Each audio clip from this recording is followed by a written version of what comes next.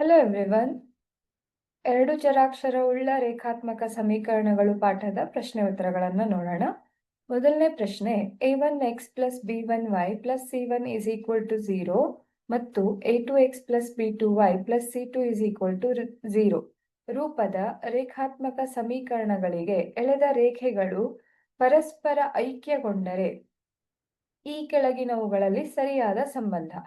ಒಂದು ವೇಳೆ ರೇಖೆಗಳು ಐಕ್ಯಗೊಳ್ಳುತ್ತಾ ಇದೆ ಅಂತ ಅಂದ್ರೆ ಅವುಗಳ ಸಹಗುಣಕಗಳಿಗಿರುವಂತಹ ಸಂಬಂಧವನ್ನ ನೋಡೋದಿದ್ರೆ ಮೊದಲನೇ ಉತ್ತರ ಅಂದ್ರೆ ಆಪ್ಷನ್ ಎ ಸರಿಯಾದಂತಹ ಸಂಬಂಧ.